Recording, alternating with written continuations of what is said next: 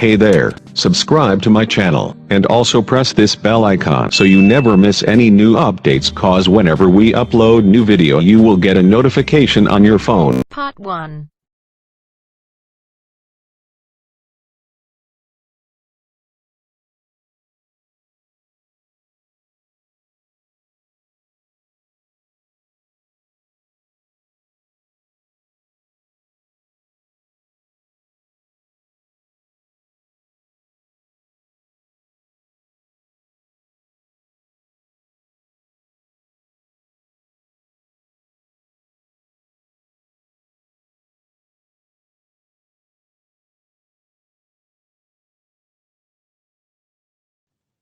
You will hear a number of different recordings, and you will have to answer questions on what you hear. There will be time for you to read the instructions and questions, and you will have a chance to check your work. All the recordings will be played once only. Write all your answers in the listening question booklet. At the end of the real test, you will be given 10 minutes to transfer your answers to an answer sheet. You will hear the manager of a shop talking to a new employee called Penny. First, you have some time to look at questions 1 to 5 on pages 2 and 3.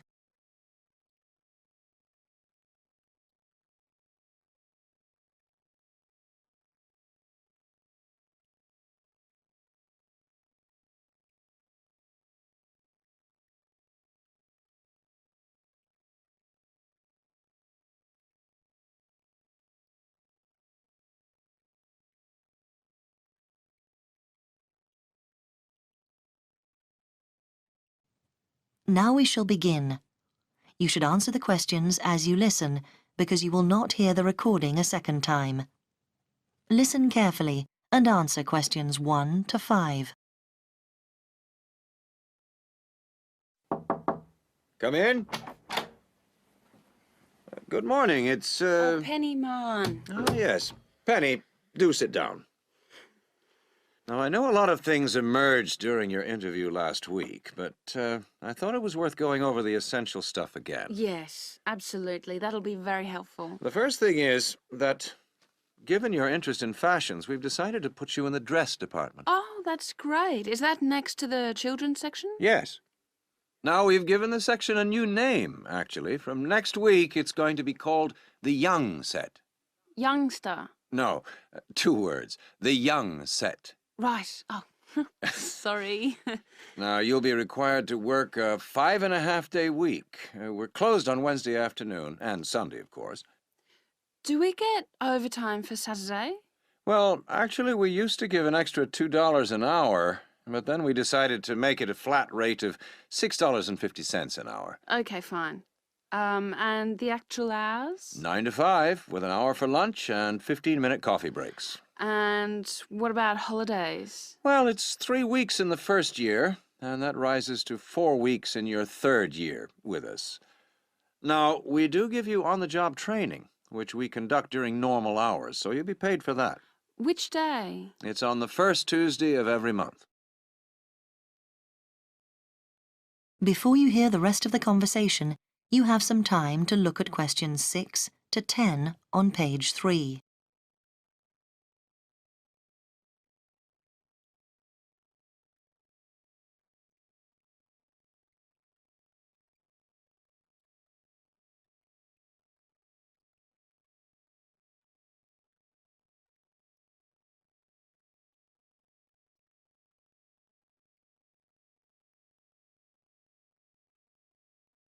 Now listen and answer questions 6 to 10.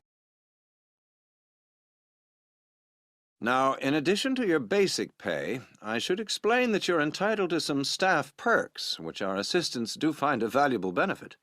Do we get a discount? That's right, 25% off everything in the store. Although we do make an exception for sale goods, which I'm afraid have no discount. Yeah, fine. And I was wondering about pension arrangements. You get a good company pension, which our personnel manager will be able to explain to you in detail. She's in room 12.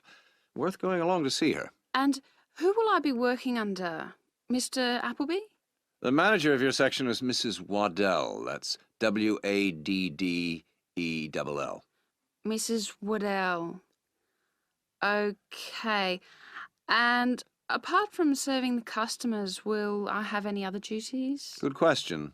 We do ask you to do the window dressing. Oh, I'll enjoy that. And one of the biggest worries in the boutique is shoplifters, so you have to check for them. Will I receive training on that? Yes, certainly. That'll be one of the sessions next month. Oh, and we'll be asking you to check stock. Right. Yes, of course. And is there a particular dress code in the shop? Right, well, we're quite flexible. But what we do is ask you to wear a black skirt, and the shop will give you a red blouse. We'll also give you a name badge, which you must wear all the time. Yeah, of course. Right. Is there anything else you'd like to ask me? No, that's very comprehensive. Thank you. Good. So we'll see you on Monday. Yes. Thank you. Goodbye. Goodbye.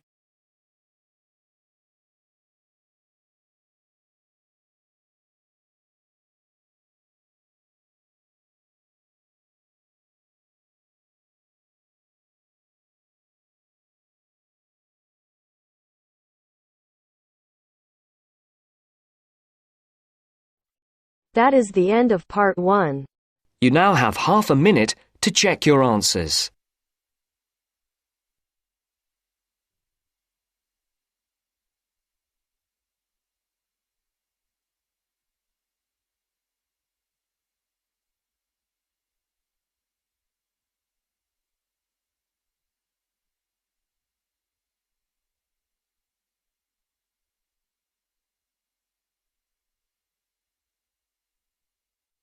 Now turns to part 2. Part 2.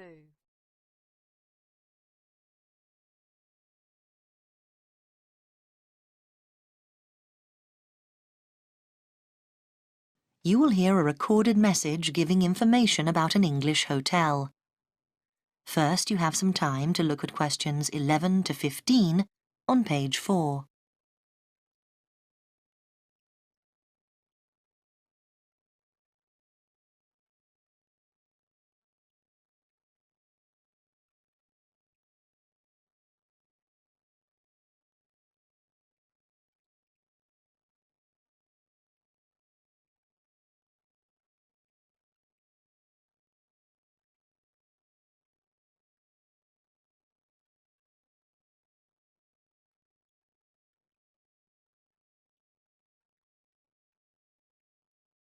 Now listen carefully and answer questions 11 to 15.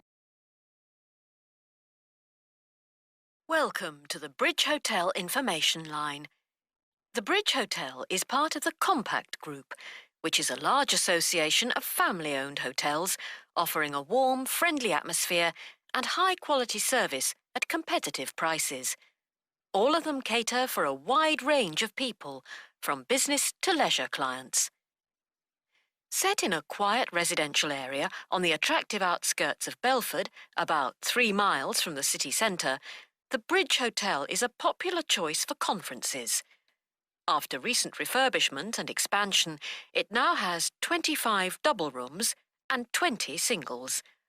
All 45 are en suite, with TV and coffee and tea-making facilities. The Bridge Hotel is set in 3.5 hectares of grounds, with an open-air swimming pool and 4 tennis courts. There is also a newly opened gym with fitness suite, which is considered one of the best equipped in the area. Non-resident membership is available. We have a fully licensed restaurant for residents and non-residents, which provides a wide range of dishes with a particular focus on dishes from around the world. For the discerning business customer, we have designated business rooms with phone links allowing full internet access. Our conference facilities cater for up to 200 delegates, and we are able to offer transport to guests to and from Birmingham Airport at a small extra cost. Before you hear the rest of the message, you have some time to look at questions 16 to 20 on page 5.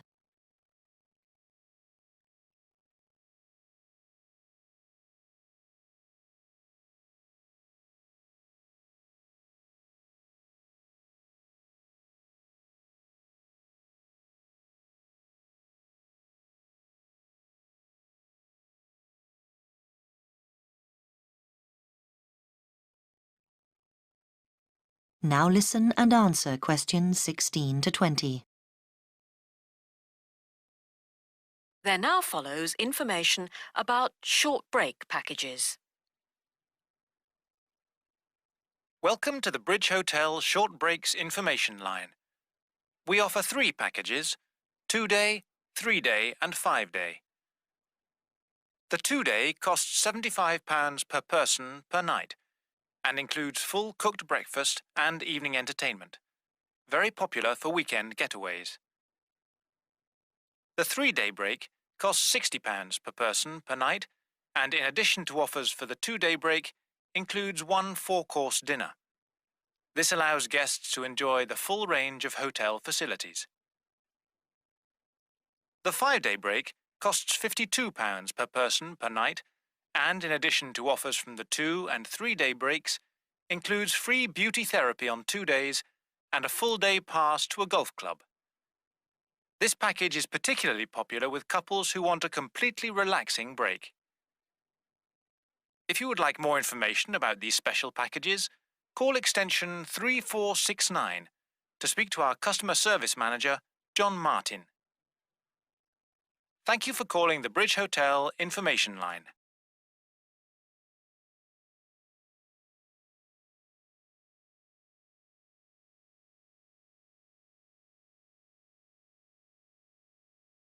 That is the end of part 2. You now have half a minute to check your answers.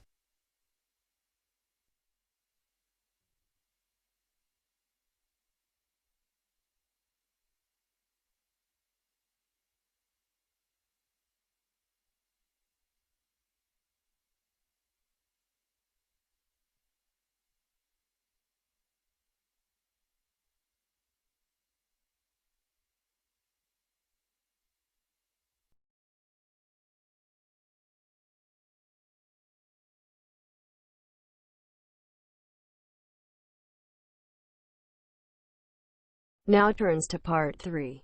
Part 3.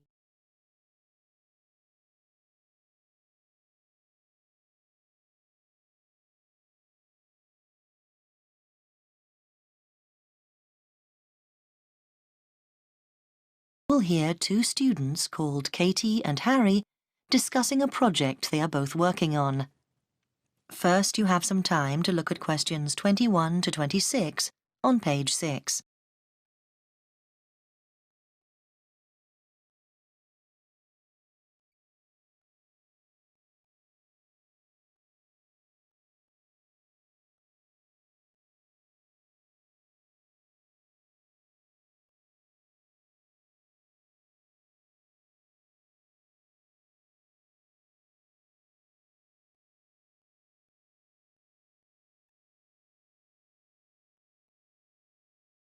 Now listen carefully and answer questions 21 to 26.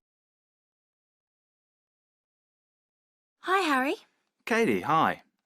Look, let's sit down and work out what we've got to do for this next project we've got for the geography course. I'm glad we're doing it together.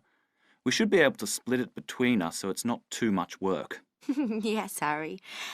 I had quite a long chat about it with Dr. Smith yesterday, so I've got quite a good idea of how we should be organising it. Now, he said we've got to move on from the general project we did on soil erosion and look specifically at coastal change. I think that'll be interesting, don't you? Yeah? I was thinking about it last night because we'll have to make sure we pick our days to visit the beaches. It seems there's a reasonable train service to White Sands Bay, but the weather could stop us from getting all the samples we need. It could take us longer than we think. Yeah, but we could save ourselves some time if we try to get hold of any information that's already been collected. I know several postgraduates who have done stuff in White Sands Bay this year, though on other topics.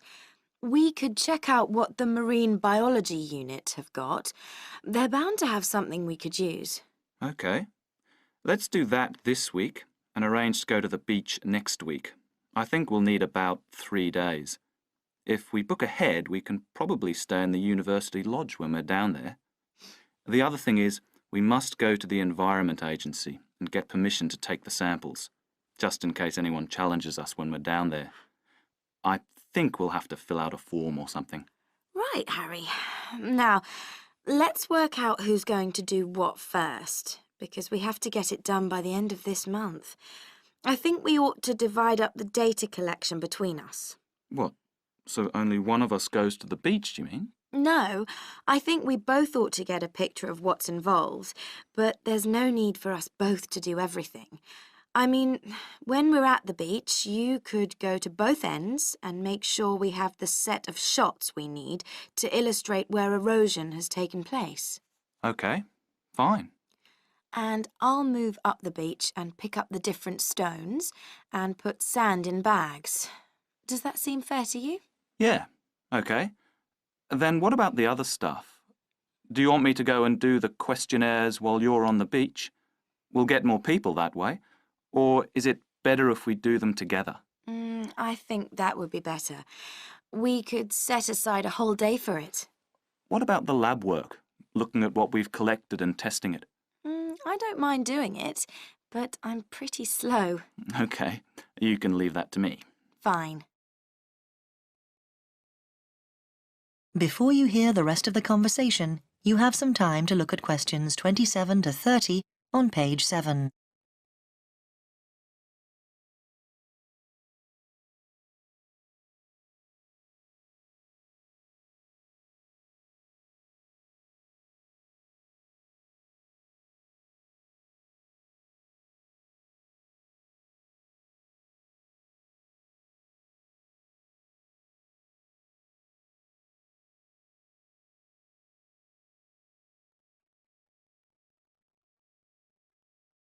Now listen and answer questions 27 to 30. Then that leaves us 2 weeks to write it up ready for the presentation to the class on the 29th. Shall we do the presentation together? Like you do the first bit and me the second? Actually, no, I think that can be a bit muddling for the class. I'd like to do the presentation, if you don't mind. Fine by me. It's just that it won't affect the marks that you get. I mean, it's not like I get more for actually doing it. The tutor will judge it as a whole. But I think I remember them saying at the beginning of the year that we were expected to do 3 before the end of the year in order to get a satisfactory mark. And I'm 1 behind, whereas you've already done yours, haven't you? I can see why they put them into the course, because most interviews for jobs demand you do a presentation nowadays. Yeah. Does that mean I have to write it up? I think it'll be impossible to do that together. Yes, you're very good at that. Oh, yes. Typical that I get landed with it as usual. Actually, I don't mind. I know we haven't got very long, but that's okay. Often I write better when I'm pushed for time. It focuses the mind. But I'll have a think about how we present the data, because that won't be straightforward like the rest. So I'd like a bit of help with that. Yeah, sure. Anyway, I was thinking, after we've done the presentation, I think it'd be a good idea if we asked our classmates to tell us what they think of our conclusions. Well, I don't know. They won't have done the research, so whatever they say would be uninformed. I don't agree. I mean, they've all worked on something similar, so they know what's involved, and it would be useful to see how they think ours stands up. We'll have to be sure of our ground, make sure we don't make any mistakes in our results or whatever. I don't mean I think they're going to tell us anything new, just give us their thoughts on the process. Okay. Then I'll deal with the questions at the end. Dr. Smith said we would have to prepare thoroughly for this, and I'll probably get lots of background stuff in the process of writing up, so I'll be prepared for any surprises. If he's impressed by your presentation, then we should do well. Right.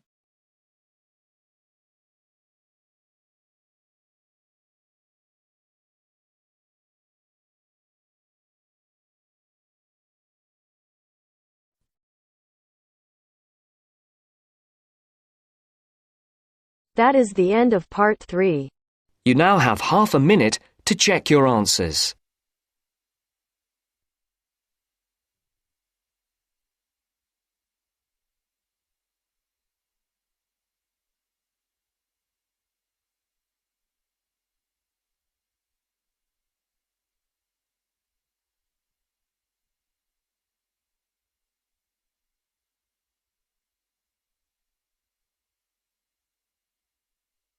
Now turns to Part 4. Part 4.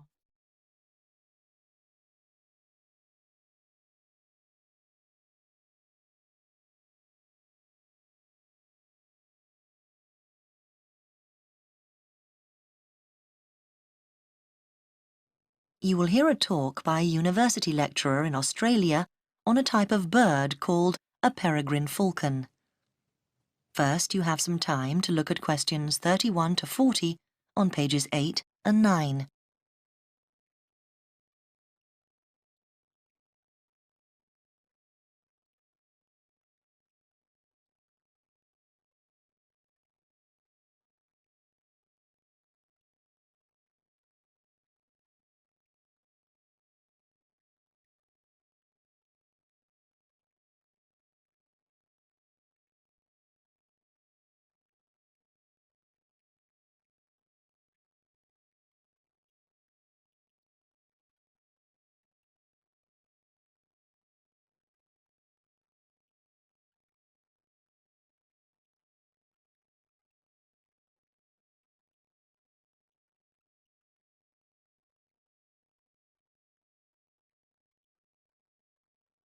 Now listen carefully and answer questions 31 to 40.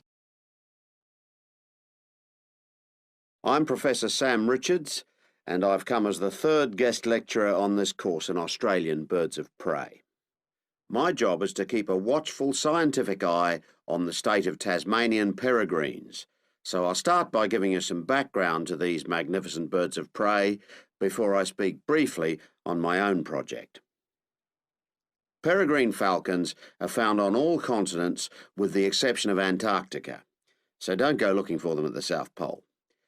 They're found almost everywhere in Australia, and it's interesting to note that the name peregrine implies that they're wanderers, that they move from place to place following the seasons, and indeed in most parts of the world they're migratory birds. But not in Australia, however, where they prefer to stay in one place. They're known to be the world's fastest creature, and they have been tracked by radar diving down towards the ground at 180 kilometres an hour.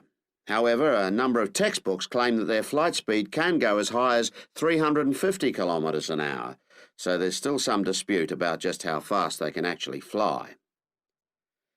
Female peregrine falcons, like all other Australian falcons, are larger than their male counterparts.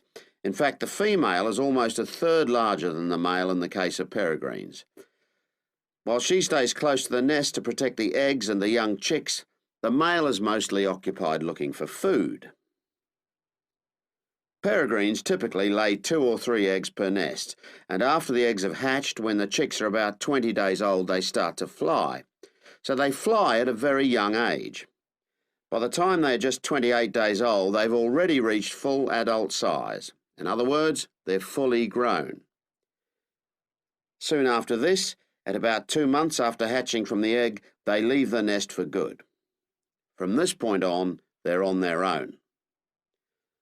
Unlike their parents, which have learned how to hunt, the young falcons are not good at feeding themselves, and so during the first year, about 60% of them die.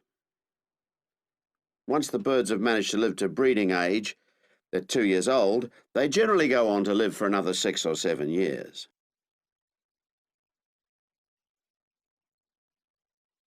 When we come across nests with young chicks, the first thing we do is catch the chicks before they're able to fly. We have to catch them at an early age. We then attach identification rings to their legs. These rings are made of colour-coded aluminium, and they allow us to identify the birds through binoculars later in their lives. Thirdly, because we need to know how many males and how many female chicks are being born, we note the sex of the chicks. Noting the sex of the birds is a vital part of our research, as I will discuss later. The next thing to do is to take a blood sample from the chicks. We take the blood sample so that we can check the level of pesticide in their bodies. Peregrine falcons can build dangerous quantities of pesticides in their bloodstream by feeding on smaller mammals, which in turn feed on crops grown on farms where pesticides are used. Finally, we check the birds thoroughly, really checking the birds for their general health. This whole process only takes a few minutes. In fact, most of our time in the field is actually spent trying to find the nests, not on the data collection itself. Well, that's all I have for you today. If you'd like to do some further reading...